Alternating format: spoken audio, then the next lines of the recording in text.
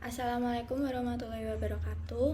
Saya Afifa Zafiranil Namuna dengan NIM 7211419184. Kali ini akan mempresentasikan tentang menggunakan teknologi informasi dalam menjalankan perdagangan elektronik. Perdagangan elektronik yang biasa disebut e-commerce adalah perdagangan melalui jaringan elektronik, di mana komputer sebagai sarana yang digunakan untuk memudahkan semua operasi perusahaan. Dua operasional perusahaan dalam e-commerce ada pihak internal dan pihak eksternal. Pihak internal berupa bagian keuangan, bagian pemasaran, dan bagian produksi, sedangkan pihak eksternal berupa pelanggan, pemasok, pemerintah, konsumen, dan lingkungan lainnya. E-commerce di luar batas perusahaan dibagi menjadi dua, B2C dan B2B. B2C yaitu e-commerce yang mengacu pada transaksi antara pebisnis dan konsumer akhir dari produsen. Sedangkan B2B adalah e-commerce yang mengacu pada transaksi antara pebisnis, di mana tidak satupun ada konsumen akhir. Ini mungkin secara relatif melibatkan sedikit orang, umumnya kelompok sistem informasi perusahaan yang sangat terpengaruh. Manfaat-manfaat yang diharapkan dari e-commerce yaitu perbaikan layanan pelanggan sebelum, selama, dan setelah penjualan, perbaikan hubungan dengan pemasok dan komunitas keuangan, peningkatan imbal hasil ekonomis atas pemegang saham dan investasi pemilik. Kendala-kendala e-commerce yaitu berupa biaya yang tinggi, kekhawatiran akan masalah keamanan, peranti lunak yang belum mapan. Ruang lingkup e-commerce yaitu sejumlah ragam pengaruh ekonomi dari industri ke industri, tetapi e-commerce sekitar 94% B2B, sisanya 6% B2C.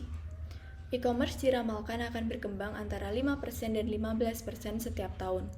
Walaupun mungkin lambat, perkembangan tertinggi e-commerce sepertinya akan berlanjut untuk beberapa tahun ke depan.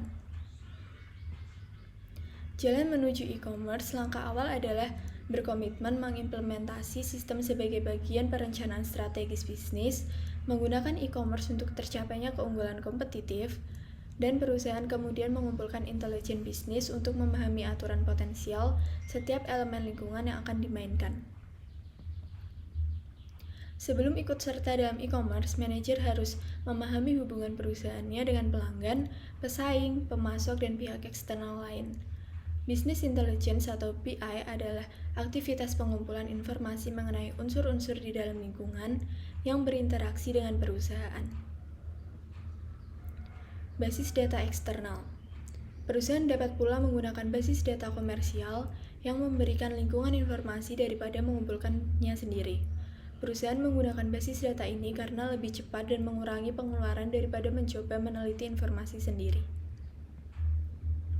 Mesin pencari. Mesin pencari merupakan program khusus yang memberikan link ke basis website pada kata kunci atau kelompok kata dimasukkan oleh pemakai.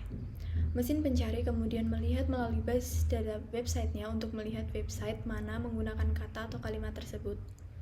Spesialis program indeks lainnya menciptakan kategori website, bekerja pada back-end mesin pencari. Sistem interorganisasional. iOS dibentuk melalui hubungan dengan perusahaan lain sehingga mereka dapat bekerja sama sebagai unit terkoordinasi. Ini memungkinkan mereka mencapai manfaat yang tidak dapat dicapai jika sendiri. iOS merupakan landasan e-commerce. Manfaat iOS yaitu sekutu dagang masuk ke dalam spekulasi iOS dengan mengharap realisasi manfaat seperti perbandingan efisiensi internal, efisiensi interorganisasional, kekuatan tawar-menawar. Dan penambahan persediaan vendor merupakan jenis khusus iOS, di mana supplier dapat memprakarsai proses perlengkapan dengan memonitor secara elektronik tingkat inventarisasi perusahaan. Electronic Data Interchange terdiri atas transmisi data langsung komputer ke komputer dalam suatu format struktur yang dapat dibaca oleh mesin. Manfaat EDIM yaitu manfaat langsung dan manfaat tidak langsung. Manfaat langsung mengurangi kesalahan pada data, mengurangi biaya, meningkatkan efisiensi operasional. Sedangkan manfaat tidak langsung yaitu meningkatkan kemampuan bersaing, meningkatkan hubungan dengan mitra dagang, dan meningkatkan pelayanan pelanggan. Selanjutnya ada extranet. Cara lain mendirikan iOS dengan menggunakan bentuk aman teknologi internet yang disebut extranet. Perusahaan menggunakannya berkolaborasi dengan kejujuran supplier dan banyak konsumen untuk berbagai informasi yang sensitif. Keamanan dan kebebasan pribadi merupakan perhatian serius sehingga ekstranet secara umum diamankan di balik firewall. Sekutu-sekutu bisnis proaktif dan reaktif. Sponsor iOS biasanya mengambil pendekatan proaktif, merangsang minat akan iOS dan mendorong partisipasi di dalam jaringan. Para partisipan pada umumnya merespon secara reaktif, menerima atau menolak tawaran sponsor untuk menerapkan iOS.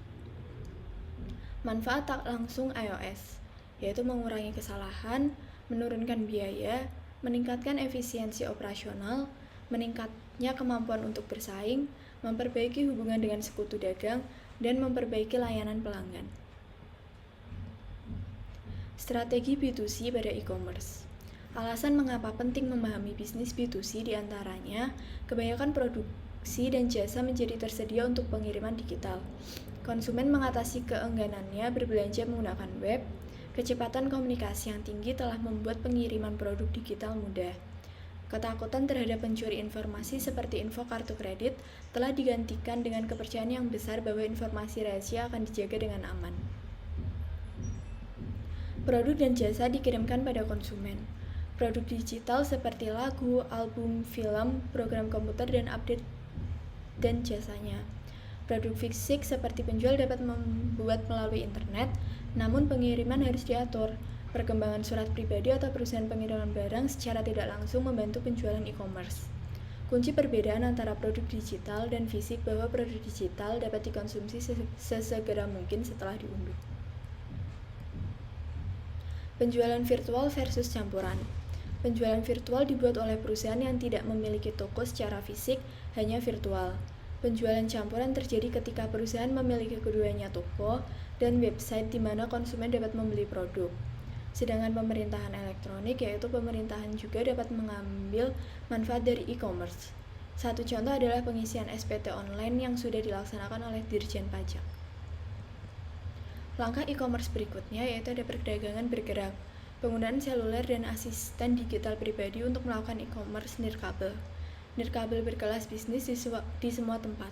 Hotspot yang ada di tempat-tempat tertentu membuat kita lebih mudah mengakses email atau keperluan kita. Tetapi untuk keperluan bisnis diperlukan koneksi yang cepat dan stabil. Menggunakan internet. World Wide Web, e-commerce tidak mungkin terjadi tanpa adanya jaringan yang menghubungkan pelanggan dengan organisasi. Internet akan memberikan arsitektur jaringan dan web akan memberikan metode untuk menyimpan dan mengambil dokumen. Selanjutnya ada cyberspace dan superhighway informasi. Istilah cyberspace dari William Gibson pada tahun 1984, bukunya Neuromancer menjelaskan masyarakat yang telah menjadi budak teknologi itu sendiri. Superhighway informasi menjelaskan sistem yang memberi akses setiap orang pada kekayaan informasi yang berada di masyarakat modern. Standar internet. Dua tujuan organisasi dalam aturan kepemimpinan dalam mendirikan internet dan standar web yaitu Masyarakat Internet dan Internet Engineering Task Force. Standar web hadir dalam World Wide Web Consortium atau W3C. Dampak internet pada bisnis di masa mendatang. Kurangnya penggunaan, kurangnya stabilnya jaringan, harganya kurang terjangkau. Sekian dari saya, terima kasih. Wassalamualaikum warahmatullahi wabarakatuh.